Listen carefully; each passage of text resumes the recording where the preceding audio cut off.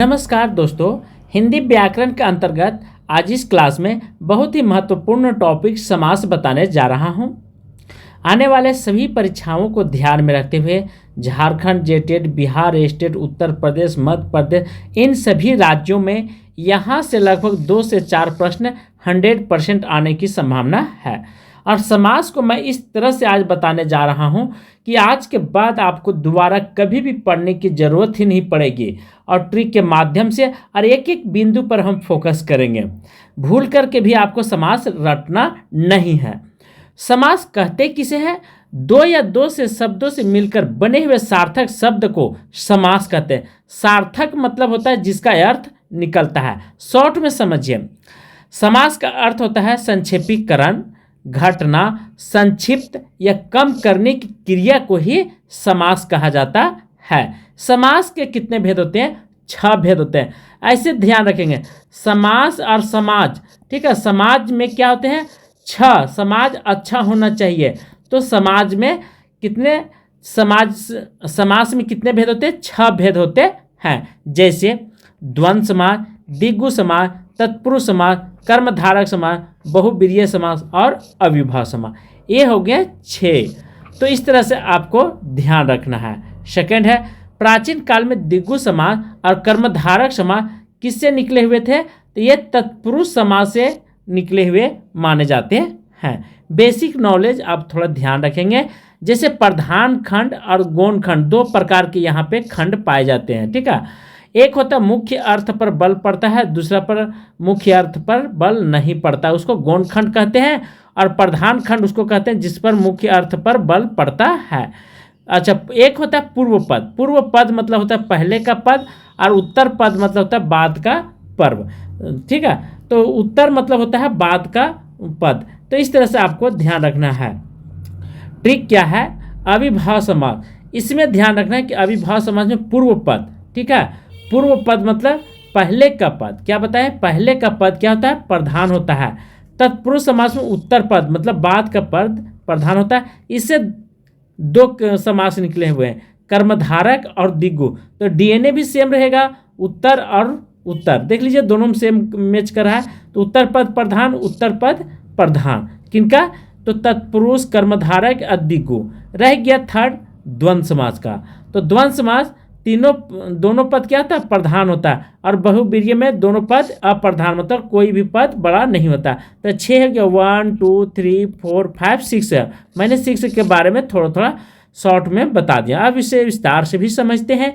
अविभाज्य समास, जो शब्द लिंग, वचन, कारक तथा काल के अनुसार परिवर्तन नहीं होते हैं उसे अविभाज्य समास कहते हैं।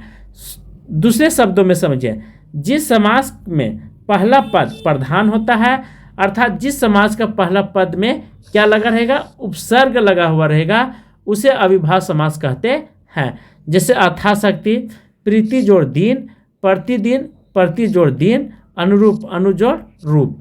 ट्रिक क्या कहता है? इसे भी थोड़ा सा ध्यान रखना है। ट्रिक यह कहता है प्यारे साथियों कि क्रिया को छांटना है। इस समास में उपसर्ग के साथ साथ क्रिया पर विशेष ध्यान देना है। जहाँ भी क्रिया होगा उसको हमें अलग करके देखना है, और अलग करेंगे तो फिर वहाँ पे उपसर्ग। जैसे दिन क्या है ये भी ध्यान रखें, दिन, प्रतिदिन, ये सब। अनु, देखिए इसमें उपसर्ग अलग हो गया अपने आप। दूध का दूध, पानी का पानी। आमरण में मरण क्या है? एक क्रिया है, मेरा यहाँ पे उपसर्ग है। तो इस तरह से आप धीरे धीरे, बार बार और कभी कभी, ये भी अविभाज्य समास के अंतर्गत आते हैं। पर यहाँ पे माता पिता रह जाएगा, ठीक है।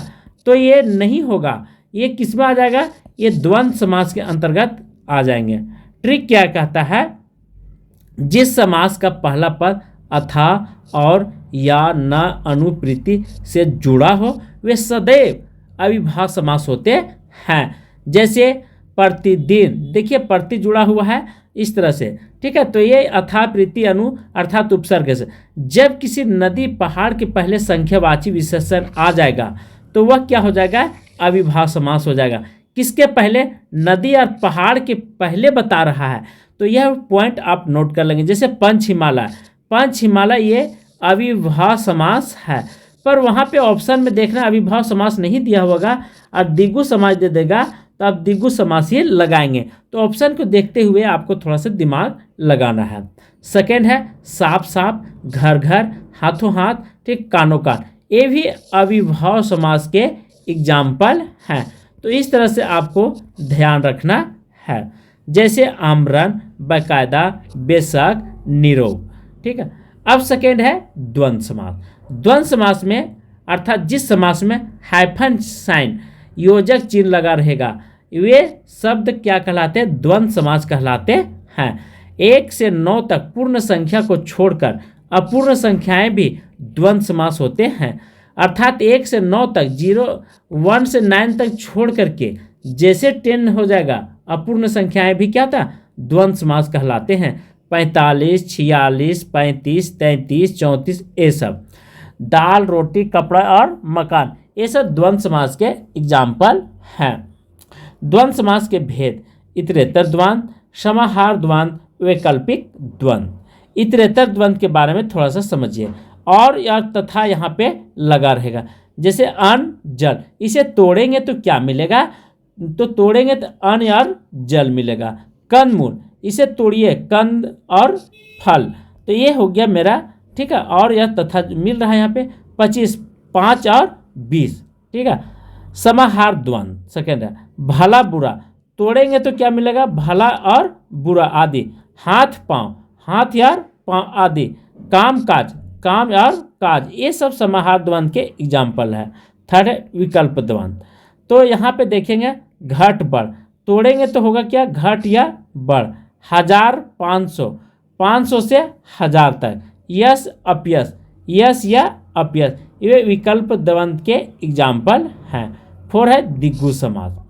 जिस पद में संख्यावाची 1, 2, 3, 5 आदि का पता चले उसे द्विगु समास कहते हैं। जैसे चौमासा, 4 मासों का समाहार, अष्टाध्यायी, 8 अध्यायों का समाहार, त्रिवेणी, पंचवटी, 5। ठीक है। ये सब क्या हो गया? द्विगु समास के एग्जाम्पल हो गया। 4 है कर्मधारक समास। जिस समास का एक पद दूसरे पद का विशेषता बताए, ठीक है, एक पद दूसरे पद का विशेषता बताए, वे कर्मधारक समास कहते हैं। ट्रिक है, विग्रह करने पर क्या मिलेगा? जो मिलेगा, रूपी मिलेगा, शब्द का प्रयोग होता है, वे कर्मधारक समास कहते हैं। ठीक है। तो ये इंपॉर्टेंट हो जाती है। नील जोड़, नीला आकाश, नीला है जो आकाश, देखिए यहाँ जो से जुड़ गया है। नील गाय, नीला है जो गाय। महात्मा, महान है जो आत्मा। चरण कमल, चरण रूपी कमल। तो इस तरह से आपको ध्यान रखना है किसके बारे में? तो ये कर्मधारक समास के बारे में। और मैंने पहले भी बताया था, कर्मधारक पढ़ाने से पहले थोड़ा सा ट्रिक दिया था। क्या ट्रिक दिया था? उस पर मैं फिर से पुनः ले चलता। कर्मधारक में उत्तर पद क्या होता है? प्रधान होता है। ये भी इंपॉर्टेंट टॉपिक है। ठीक है। ये भी यहाँ पे आप ध्यान रखेंगे, क्योंकि ये सब तत्पुरुष समास से निकल करके आए। तो उत्तर पद क्या होते हैं? प्रधान होते हैं। इस तरह से हमने पूरा कंप्लीट बता रहा हूँ पूरे विस्तार से, इसलिए आप सभी लोग चिंता नहीं कीजिएगा। 5 है बहुवीर्य समास। जिस समास में न तो कोई पद प्रधान होता है और न दूसरा पद प्रधान होता है, अर्थात न इधर से होता है न इधर से, सेम होता है। ठीक है, बराबर होता है, इसमें कोई प्रधान नहीं होता है। बहुवीर्य घर में क्या होता है? इसके घर में कोई मालिक नहीं होता है, सब अपने अपने जगह पर बराबर हैं। तो ये बहुवीर्य समास के एग्जाम्पल। विग्रह करने वाला जो, जिसका, जिसकी, जिसके, वह आदि शब्दों का प्रयोग करते हैं। जैसे त्रिनेत्र, त्रिनेत्र वाला जिसका। गिरिधर, गिरि का धारण करने वाला। दशानन, 10 आनंद जिसके, वह। दिगंबर, दिख ही है अंबर जिसका। पीताम्बर, पीला है अंबर जिसके। तो ये हो गया बहुवीर्य समास का एग्जाम्पल। 6 है तत्पुरुष समास। तत्पुरुष समास क्या कहता है प्यारे दोस्तों? दोनों पद किसी न किसी कारक चिन्ह से, क्या, का, के, की, को से कारक चिन्ह, अर्थात कारक कितने होते हैं? 8 होते हैं। इन चिन्हों से केवल एक छोड़ करके से क्या होते हैं? बंधे रहते हैं। जैसे गगन को चूमने वाला, को देखिए यहाँ पे लिख दिया है, राजपूत, राजा का पुत्र। इस तरह से आपको पूरे विस्तार से समझता है। राजधानी, राजा की रानी। रोगग्रस्त, रोग सा ग्रस्त है। इसी के बाद इसी के अकॉर्डिंग बहुत सारे और भी तत्पुरुष समास आते हैं, जैसे नयन तत्पुरुष। जिस समास में न तो ठीक है, न के अर्थों में य अथवा यन का प्रयोग हो वह नयन तत्पुरुष कहलाता है। अनदेखा, न देखा, अनसुना, न सुना, अनहित, न सुना हो, ये नयन तत्पुरुष के एग्जाम्पल। तत्पुरुष समास के भेद, जैसे कर्मधारक, कर्म तत्पुरुष, ठीक है। तत्पुरुष समास के भेद क्या है? इसमें भी 3 प्रकार के होते हैं, कर्म तत्पुरुष, करण तत्पुरुष और संप्रदाय तत्पुरुष। ध्यान रखेंगे तत्पुरुष के 3 भेद होते हैं, जिसमें कर्म तत्पुरुष, जिसमें अर्थात कर्म तत्पुरुष में कैसे पहचानेंगे? कर्ता ने कर्म को, देखिए यहाँ कर्म ये हो गया, मनोहर मन को हरने वाला, तो ये कर्म तत्पुरुष हो गया। ठीक उसी प्रकार करण तत्पुरुष में करण, कर्ता ने कर्म को करण से, तो से यहाँ पे जुड़ा हुआ रहेगा से। जैसे मन चाहा, मन से चाहा, जलावृत्ति जल से वृत्ति करने वाला, तो से। संप्रदाय तत्पुरुष, जैसे रसोई घर, रसोई के घर, मार्ग व्यय, मार्ग के लिए व्यय, अपदान कमचोर, काम से जी चुराने वाला, कामरागत क्रम से आगत, ये अपदान करक। संबंध गंगा का जल, दीनानंद दिनों के नाथ, ये संबंध। अधिकरण नगर में वास करने वाला, आत्मविश्वास आत्मा पर विश्वास करने वाला। इस तरह से हमने टोटल, ठीक है, बता दिया हूँ। थोड़ा सा कर्ता ने कर्म को करण से, ये ट्रिक आप याद रख लीजिएगा, विभक्ति, ठीक है, इसी का खेला है तत्पुरुष समास में। ये विभक्तियों के बारे में थोड़ा आप ध्यान रखेंगे, क्योंकि ये जितना पढ़ेंगे उतना आपके लिए बेटर होगा। और आज के क्लास में यहीं पे समाप्त कर रहा हूँ। जिस तरह से मैंने बताया हूँ अच्छा लगेगा तो आप सभी लोग सब्सक्राइब, लाइक और शेयर जरूर कीजिएगा। धन्यवाद।